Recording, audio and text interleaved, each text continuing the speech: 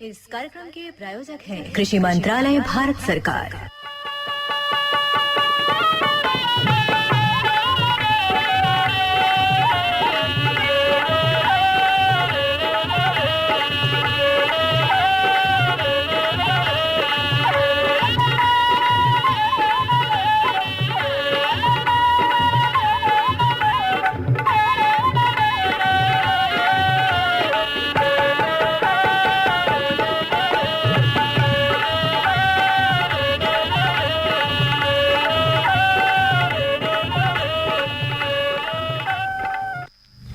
भैया बोला जय जवान जय किसान। नंदू भैया बतासा बहन, देखा हम लोग अपने बैठकी में शामिल हो गई जा और बैठकी में जब शामिल हो जाएला जाल त का होला कि अपन बैठकी में मौसम ह, बाजार भाव ह, सब कुछ लेकर के हाजिर हो जाएला जा। बिल्कुल बिल्कुल। तो देखें आज मौसम अधिकतम 27 डिग्री सेल्सियस और न्यूनतम 12 डिग्री सेल्सियस बा। और बाजार भाव के बात आज देखा मधुपुर के बाजार भाव भी हमके उपलब्ध है। पूर्णमासी चौहान भैया करा चुकल हवा, वो जानल जाई। और आज देखा बतासा बहन विषय जोन बा आज जानत हूँ कि आज हेलो किसानवाड़ी में फोनिंग कार्यक्रम के जोन बा दिन बा। और आज के दिन जोन बा किसान भैया लोग मतलब एकदम विशेषज्ञ भैया लोगन से जोन बा बात करल हैं। और आज बात हुई संकर बीज उत्पादन की उन्नत तकनीक पर। बिल्कुल बीज के बात भइल नंदू भैया। और जेकर जानकारी भी दी है डॉक्टर केशव गौतम जो वरिष्ठ वैज्ञानिक भारतीय सब्जी अनुसंधान संस्थान वाराणसी से हुआ। ये बात हुई दूरभाष पर। और मनफेर खातिर तो जनते हो राम नगीना देव पांडे फिर आज मनफेर कर रही हैं। लेकिन देखें कहीं न कहीं जो अनाज और बीज के बात होला बतासा बहन, ओमे एक बात तो जान लिहल जाला कि अनाज का हो और बीज का हो। बिल्कुल नंदू भैया, अनाज और बीज में बहुत अंतर होला। कभी कभी जे बढ़िया से खेती करेला ना, खाद पानी समय से देला, माटी की जांच करवावत है, तो अनाज और बीज में ज्यादा फर्क ना होला। अनाज के ही लोग बीज समझ लेना, और बुआई भी बढ़िया से करना तो बढ़िया पैदावार होला। लेकिन अंतर रखे के जरूरत समझे के बाटे कि बीज में देखा थोड़ा सा चमक होला और बढ़िया एक सार दाना होला। और मतलब बीज के जन वजन होला वो एक सार होला, तो ओके हम लोगन थोड़ा सा अनाज से अलग रखीला। बिल्कुल बिल्कुल रखीला। और ओकर जौन मेन कारण होला बता सब इनके देखें जौन बीज होला ना और जौन अनाज होला, तो बीज देखें शुरू से ही ओकर जब पैदा करल जाला वही समय से ओकर रख रखाव होला। और जौन अनाज होला तो अनाज में देखें कई तरह के, कोई रोग ग्रस्त रहला, तो कोई भी पिचकल दाना रहला। अनाज में कौन तरह के अनाज चल जाए, कई तरह के रहला। और ओकर जब रख रखाव भी कटला के बाद होला तो ओकर रख रखाव ना होला। और ओमे ई हो जाला कि भैया कुछ तो गुनाह हो जाला या बारीकी से न छाटल गईल तो और ओमे जवन घास जवन होला ओकर बीज भी शामिल हो जाला। तो कहीं न कहीं अनाज बीज जवन बा एक बहुत मतलब बारीकी चीज के, बारीकी से देखे के वस्तु बाई अनाज। बिल्कुल बारीकी से तो दोनों देखल जरूरी बा। काहे कि भैया एक हम लोगन के स्वास्थ्य के खातिर जरूरी होला, एक माटी के स्वास्थ्य खातिर के जरूरी होला। तो देखें आज इसने बात भी हुई तो हम तो कहब ना कि अब हमन चुप रहल जाओ और डायरेक्ट जो किसान भैया लोग अपन फोन से बात करें। और डॉक्टर केशव गौतम जी जो हम वरिष्ठ वैज्ञानिक भारतीय सब्जी अनुसंधान संस्थान वाराणसी से, साथ में मुनई भैया भी हवा।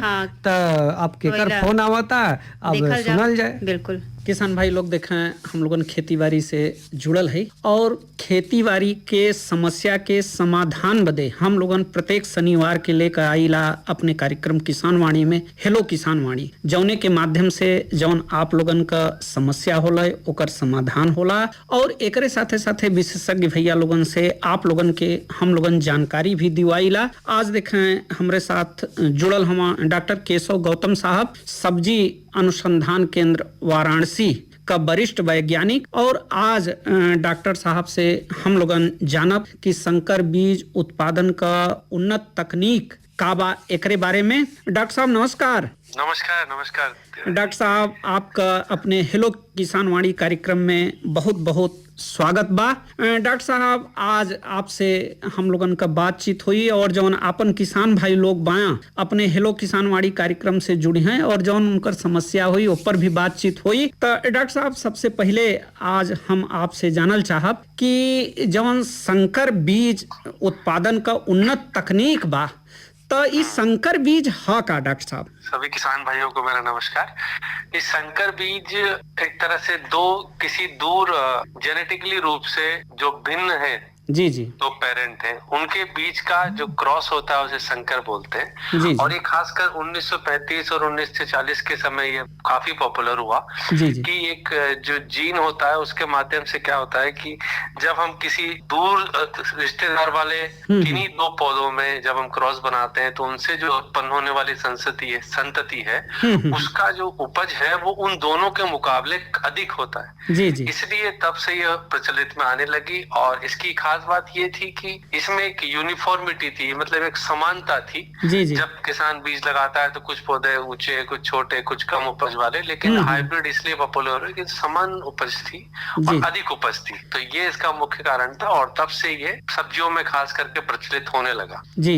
अच्छा डॉक्टर साहब, कौन कौन सब्जी में संकर बीज आए गलबा? ये लगभग सभी सब्जियों में संकर बीज उत्पादन हो रहा है, लेकिन खास करके जो सोलेनेसिया कुल की सब्जियां हैं और जो कद्दू वर्गीय सब्जियां हैं, सोलेनेसिया कुल में टमाटर, बैगन, मिर्ची, या कद्दू वर्गीय में आप ले लीजिए तरबूज, खीरा, ककड़ी, करेला, इन सब में इनमें के जो हेट्रोसिस एक मैकेनिज्म होती है, हेट्रोसिस एक वैज्ञानिक भाषा में कहते हैं टर्मिनोलॉजी है, जिसके अंदर जो फन संतति है उसकी उपज उसके जो पेरेंट है या उसके जो जनक है उनसे ज्यादा उसकी उपज होती है। तो ये इसमें इसका परसेंटेज लगभग 40% 50% तक बढ़ जाता है, तो 1.5 गुना मान लीजिए उपज हो जाती है। तो इनमें ज्यादातर है, बाकी और में भी मिलता है, किसी में 10% ज्यादा, किसी में 20% ज्यादा, लेकिन इन फसलों में ये 40% तक पाया गया है। तो इनमें इसके हाइब्रिड, और इनके अंदर खास बात ये भी होती है रोग प्रतिरोधक क्षमता जो वैज्ञानिक इसमें डालना चाहते हैं। किसी मान लीजिए कोई एक इसकी जनक, एक इसके मान लीजिए मादा जो जनक है उसमें उपज अच्छी है और नर जनक है जिसके अंदर बीमारी के प्रति प्रतिरोधक क्षमता अच्छी है, तो उन दोनों को मिला के हम ऐसा संतति तैयार करते हैं जिसकी उपज और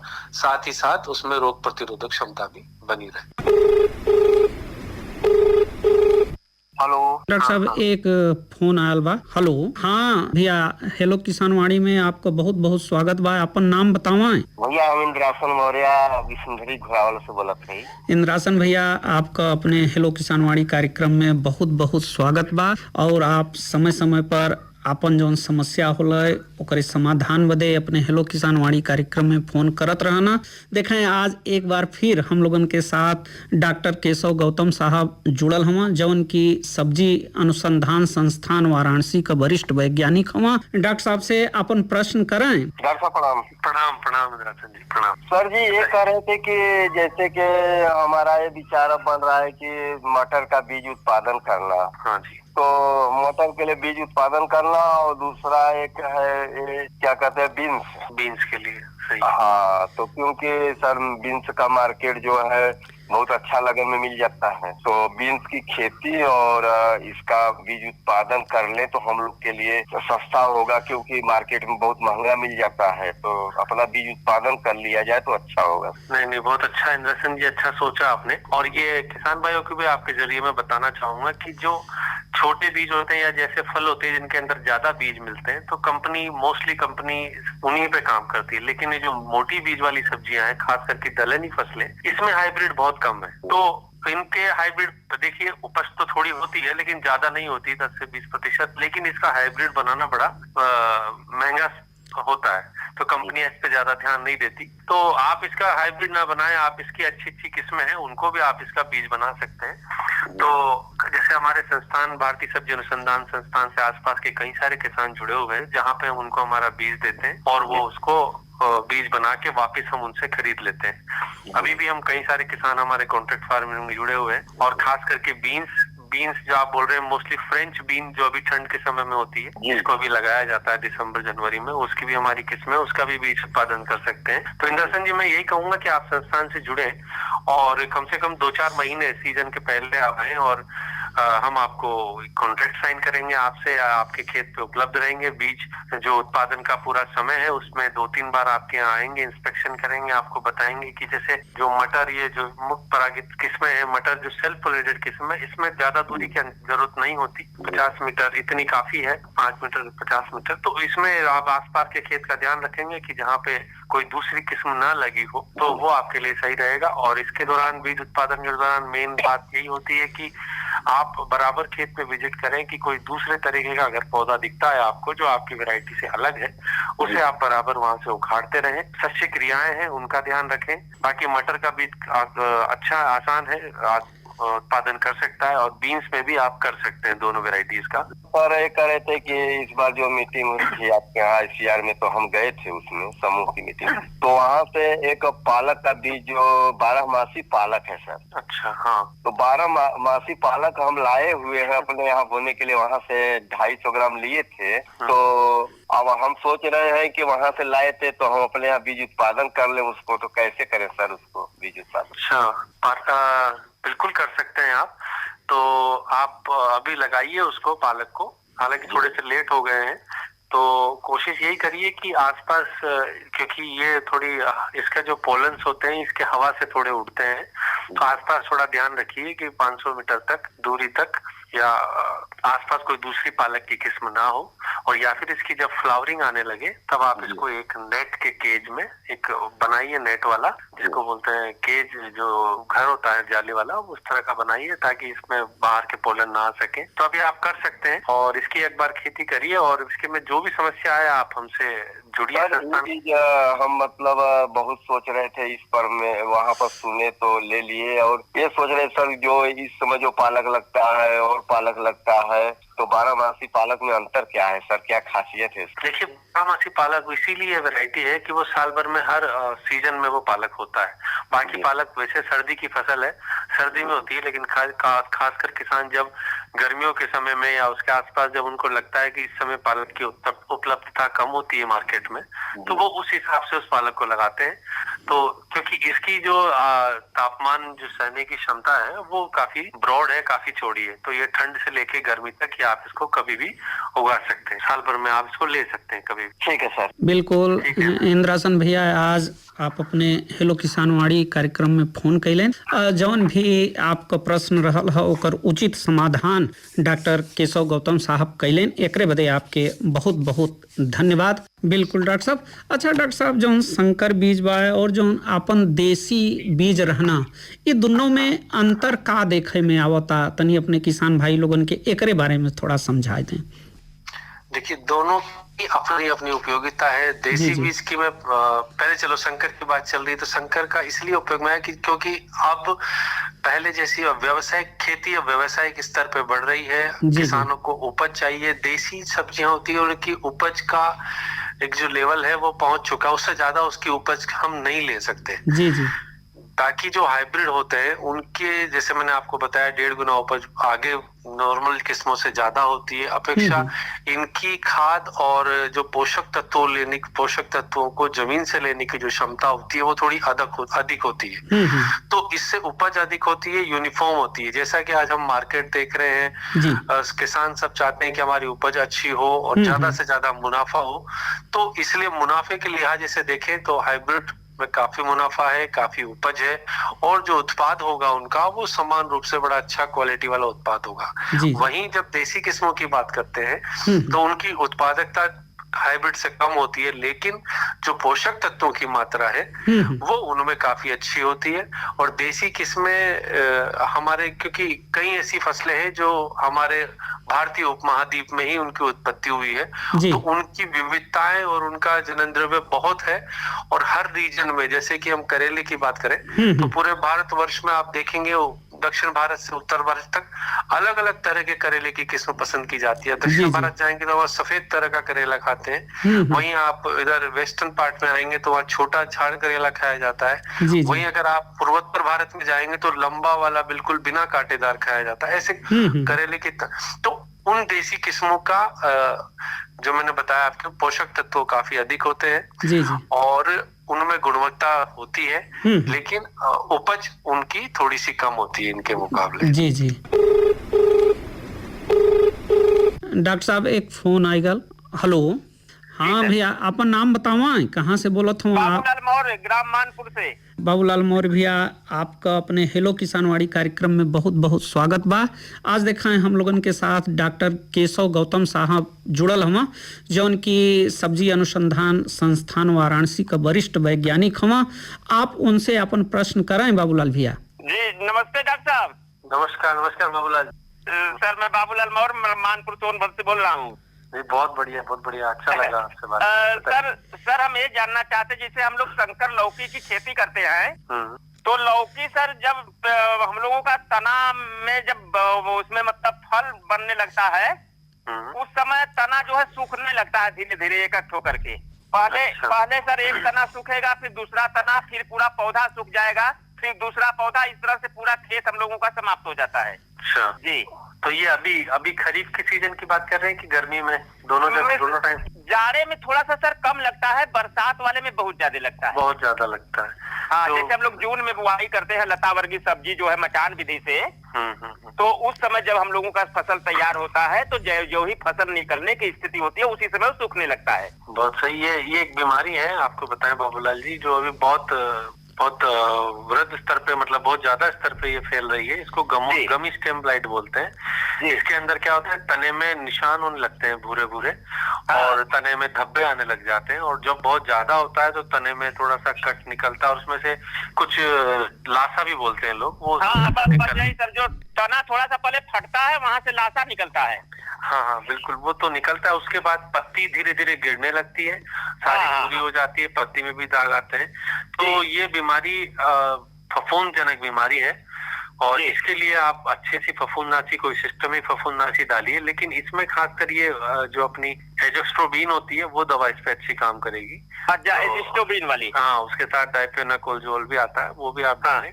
और इसकी खास यही है कि ये बारिश के मौसम में इसलिए ज्यादा होती है कि थोड़ा पानी से फैलती है। कई बार क्या करते हैं, हाँ, जब खेत में फ्लड इरिगेशन, मान लो आप तो मचान पे करते हैं, तो वहाँ थोड़ा कम चांस है, तो वहाँ पे क्या मचान में करने भी अंदर क्या है, थोड़ा उमस बन जाती है, तो वो ज्यादा फैलती है। ऐसे ही रखें कि हवा का जो फ्लो है वो आपके मचान के अंदर अच्छे से बना रहे। इस तरह आप थोड़ा उसका ध्यान रखें कि अगर वहाँ अंदर उमस बनेगी तो ये बीमारी और जल्दी फैलेगी। जो किसान जमीन पे करते हैं वो पूरा एक साथ पानी न डालें, वो नाली के माध्यम से डालें। और नाली में भी कई बार क्या होता है, क्योंकि जब पूरे खेत में डालते हैं तो ये बीमारी लासा जो आप कहेंगे, मान लीजिए पानी में घुलेगा, पानी डालेंगे तो दूसरे पौधे में, पत्ती में जाके लगेगा, फिर वहां फैलेगा। तो इसे में पूरी वो फ्लड इरिगेशन जो होता है वो सिंचाई ना करें, केवल नाली के माध्यम से दें। और आप जरूर इसका हर 15 दिन में, जैसे एक बार आपने मिस्टार ये डाला, ये जो एजोस्ट्रोबिन है वो डाला, उसके बाद फिर कोई दूसरा सिस्टमिक इंसेक्टिसाइड, टेबुकोनाजोल या हेक्साकोनाजोल, वो आप 15-15 दिन के अंतराल में इसको स्प्रे करिए। तो स्प्रे का मतलब सर ड्रिंचिंग भी करना है कि केवल स्प्रे से हो जाएगा? नहीं, ड्रेंचिंग भी करनी है, आप सीओसी की ड्रेंचिंग भी करें, और बाकी ये जो बताया वो आप स्प्रे करें। अच्छा। और सर एक समझ, जैसे हम एक बार इसका अनुभव अपना देखे, अपने हिसाब से आपको जिसे बता रहे हैं कि जो काली मिट्टी होती है उसमें सर एक कम लग रहा है। अच्छा, काली मिट्टी में जैसे हम लोग की जो सब्जी की खेत हम लोगों का जो बलुई दोमट है, उस खेत में तो ज्यादा लगता है, लेकिन जो काली मिट्टी है, जैसे ट्रैक्टर वगैरह से कभी हम लोग लाते हैं अपना एक आध टाली, तो उसमें यदि करते हैं तो उसमें नहीं लगता है जल्दी से।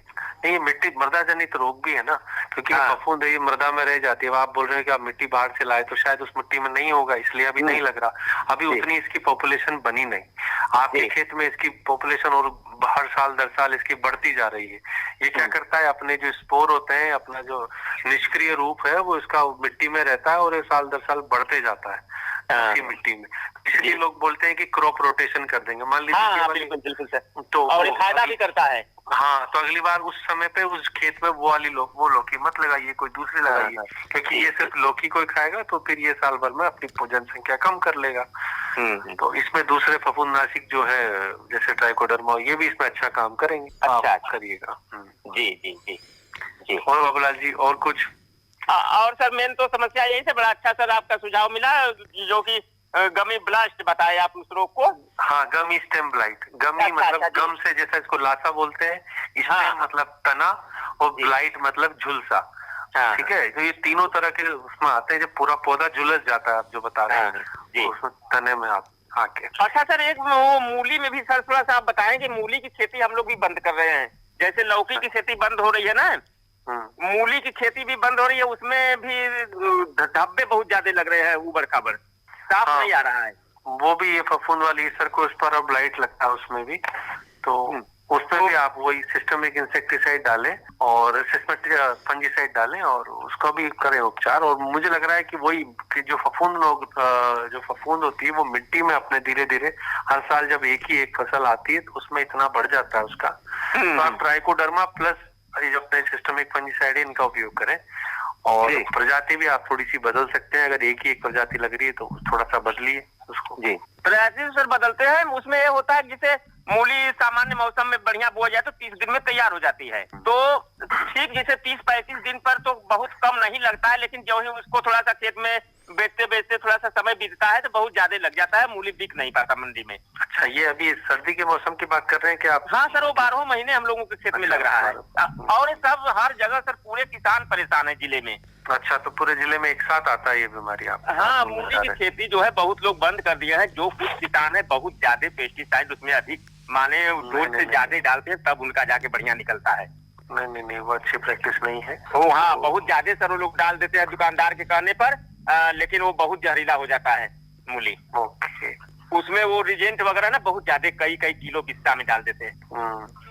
इसलिए भी कोई प्रजातियां हैं, वैसे आप संस्थान आएंगे तो कुछ प्रजातियां हैं जो टॉलरेट है, वो हम आपको बताएंगे। अभी रिलीज तो नहीं हुई, तो जैसे ही वो कुछ होंगी रिलीज तो हम आपको उसका जरूर आपको बताएंगे। जी, मूली और लौकी से मतलब इधर के किसान ना खेतियां बंद कर दे रहे हैं क्योंकि मार्केट में मूली बिकता नहीं है।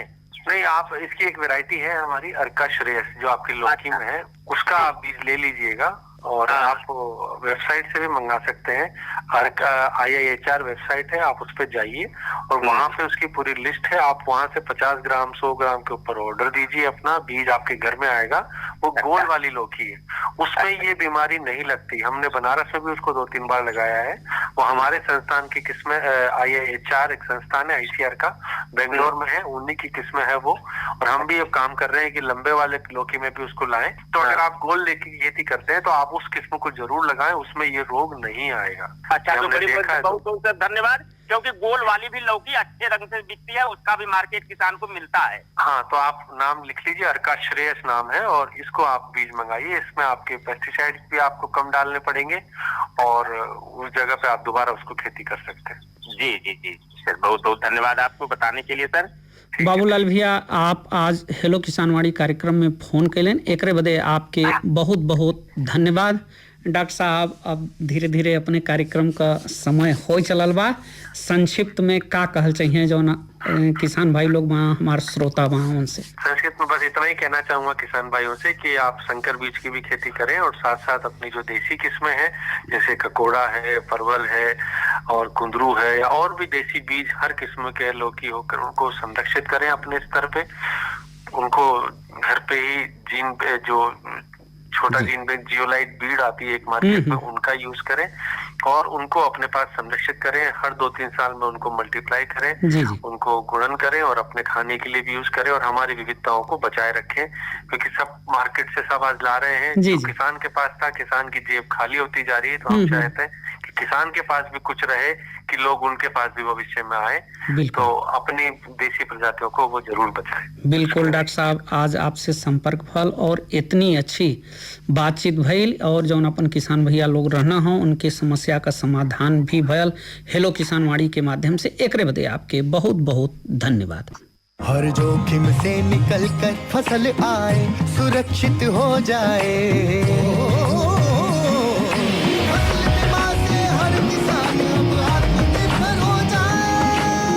संकट के समय प्रधानमंत्री फसल बीमा योजना किसानों के लिए वरदान है।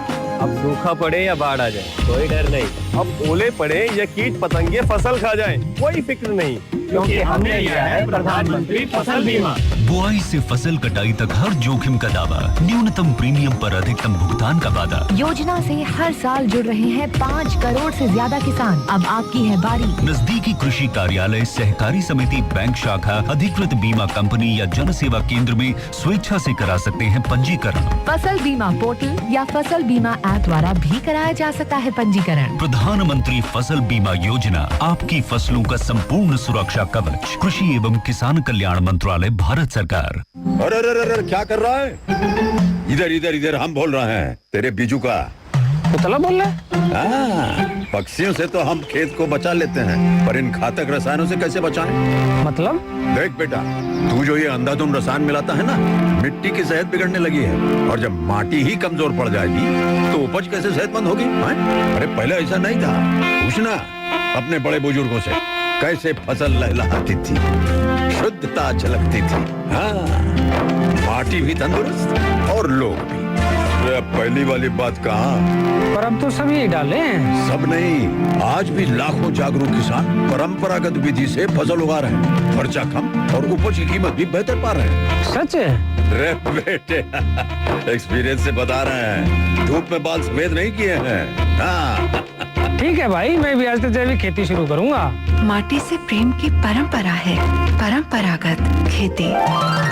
बता सब हाँ नंदू भैया, देखा अपन हेलो किसानवाड़ी में फोन इन कार्यक्रम जोन रहल, अपन किसान भैया लोग सीधा अपन संपर्क करके विशेषज्ञ लोग भैया से अपन समस्या का समाधान उनकर भाई। लेकिन देखे बाजार भाव भी अपने बीच में मिल गई बा। तो जान ले जाए। ई मधुपुर के बा आलू 1800 पुराना वाला, नया वाला 3500, टमाटर 4500, मूली 2500, गाजर वो 2500 और बैगन बा लंबा वाला 3200 और गोल वाला 4500, करेला रहल 3000, भिंडी 3000, नेनुआ 2800, लौकी 2500, कोहड़ी 2000, परवल 6000, सूरन 3500, कुंदरू 2500, चुकंदर 3000, अदरक 7000, धनिया रहल 14000, मिर्चा रहल 3000, लहसुन 5000, प्याज रहल अपन 1300 और पालक रहल 3500 और फूल गोभी रहल 4000, पत्ता गोभी 3200। ई रहल आज के बाजार भाव मधुपुर मंडी के। तो पूर्णमासी चौहान भैया के दियल जाए धन्यवाद।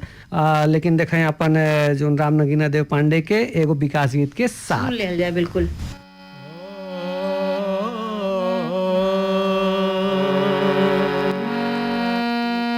जो है खेतवा की अरिया,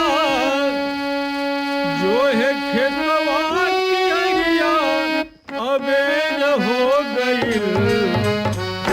जाग जाग है किसनवा, सबेर हो गई। जाग जाग है किसनवा, सबेर हो गई। जाग जाग है किसनवा, सबेर हो गई। जो है खेतवा की अरिया, जो है खेतवा की अरिया, अबेर हो गई। जाग जाग है किसनवा, सबेर हो गई। जाग जाग है किसनवा, सबेर हो गई। जाग जाग है किसनवा।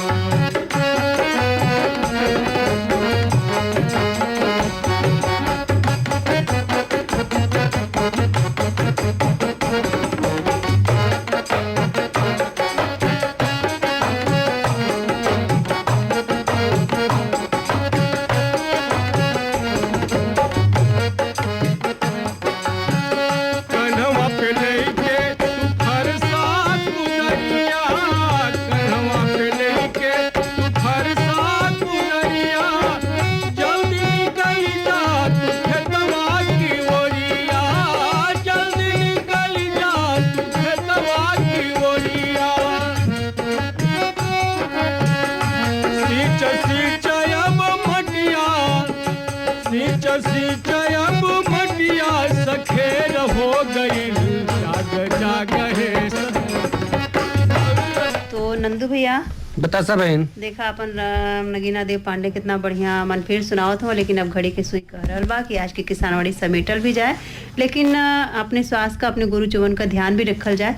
और अगले बैठकी में फिर नए जानकारी और नए मन फिर के साथ जुटल जाई। अब चले के तब भैया बोला जय जवान जय किसान।